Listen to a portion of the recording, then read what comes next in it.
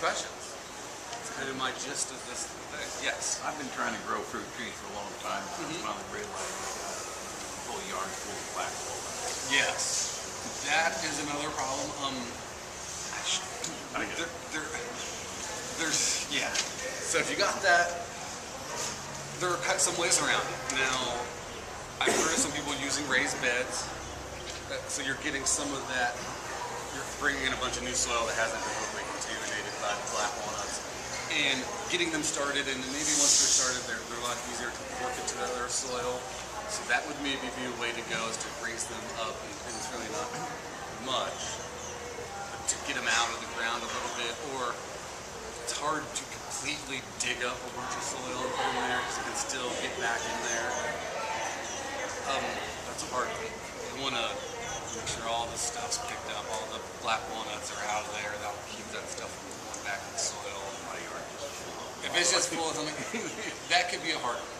It could I've be. had plums that die all the way out and then start to try to come back. Well, see, and that's one of those things where I kind of glossed over it with the grafting of them. I mean, that thing's probably coming back from the rootstock, and it's probably not maybe necessarily that thing that was on the top. It's died back and it's coming back out of the ground. A lot of those rootstocks are very tenacious and will do that. Even when the tree's growing, you'll see a lot of those suckers. I would recommend always putting those out, keeping those to a minimum, because they will steal energy from the tree, and they're typically never a fruit variety that's going to be a high quality fruit or good fruit. It's really just for their root qualities.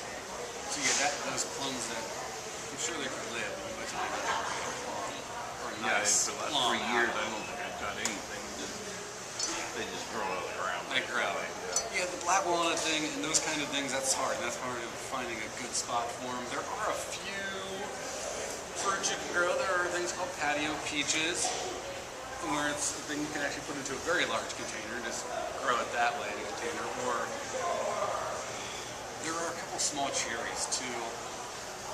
It's just really, that's one of the only ways you can maybe go. If you do grow them on a patio, then our cold weather is going to freeze. You know, growing in containers involves a whole different thing of overwintering. I grow a lot of things in containers in overwinter. You just got to go through that overwintering process. So it can definitely be done. Are there any other questions? Yes. Is it best to plant them in the spring or the fall? I have a hard time saying that there is an absolute best time to do it. To me, the best time to do it is sooner than later. So if you can get them in the ground this spring, in between some of the wetness, I recommend doing that. It gives them a whole season of growing, so those roots can get in the ground and get established. Doing things in the fall, or I recommend doing it all season. It's just if you're planting it in August, it's got water, then maybe do some more prep and keep getting the soil that's there a little better. But so yeah, you can basically do it anytime. The fall time kind of is a good way to get certain of the hardier things, like some of the apples and pears and some of the cherries, get them in the ground while it's drier, so that you don't have to deal with that in the spring. And a lot of people, when they do that though, they tend to plant in the fall and forget about it again.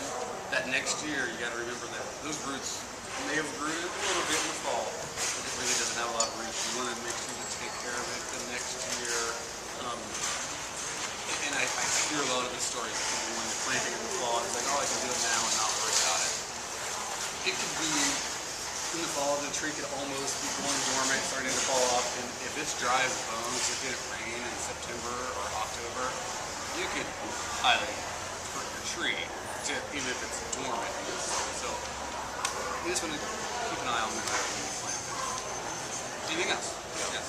What kind of pH do you need for fruit trees? Now there isn't. I mean, neutral is probably the best. There isn't really a need. I mean, some of them may be slightly acidic. It's a hard thing in Ohio to control our soil pH with the clay. But yeah, that's going to be your goal. Is neutral as possible. Not need a lot of acid all the way around. But with our clay soils, it's just sometimes hard to uptake certain minerals and nutrients in the soil. Either way. It is good to sometimes if you need a soil test, you're having a lot of problems, do a soil test on your own. You can send it off to the extension service and they can do a more in-depth test of it. And kind of tell you what you can do. But typically if you're amending the soil and you're freshly planting it, you're controlling that a little bit, at least at first. But over the long period of time, there are some small adjustments you can do. Is there anything else? Yes. Your oil-based spray.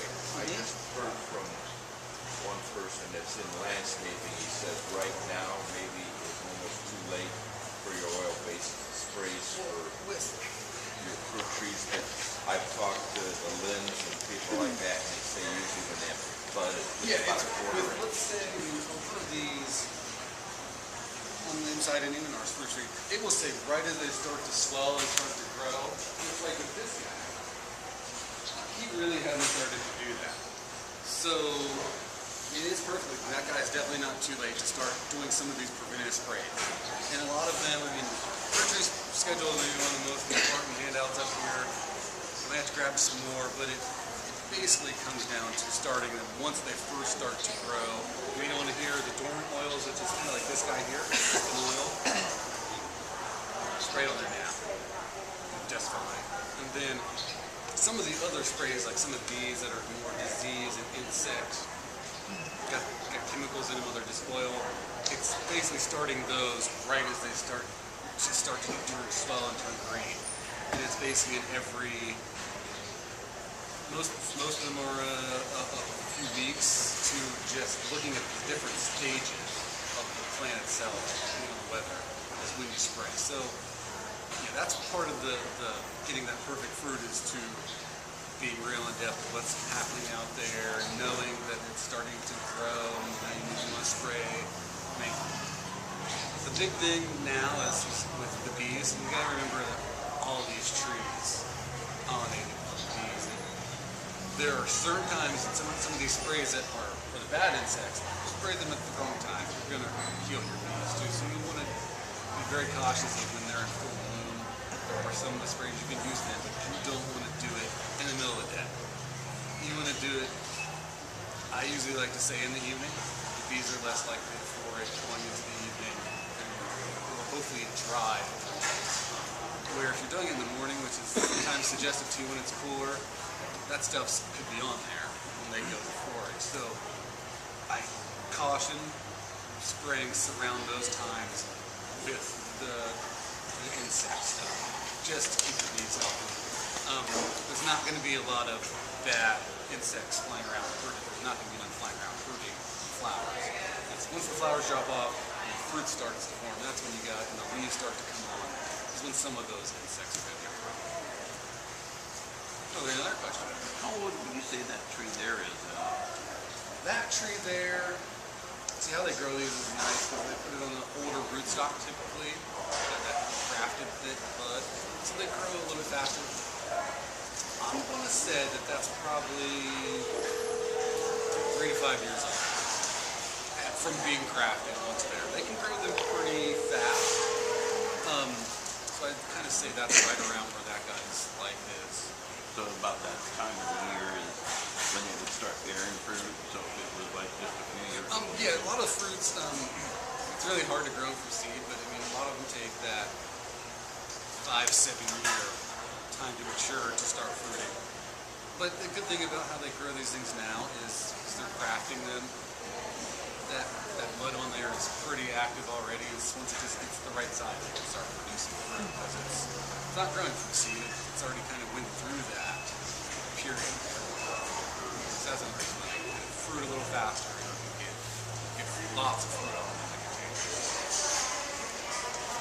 How long before that tree would start to bear fruit? Like I said, I mean, that guy right there, if conditions are right, could have fruit on it sitting out in our sales area this year. And some fruits bear more one year and then they sort of rest. There are some fruits that, I mean, you could have bumper crops one year, a little bit less another year. They don't really talk about nut trees. I mean, nut trees do that a lot. Nut trees are harder to grow, but I mean, they do that a lot where they'll have a great season and then almost none another season. Yeah, that's a very possible thing that happens. Anything else? Well, since it stopped raining, I mean, I welcome all of you to go out and check out our fruit trees we have in stock. All of them are actually in sale.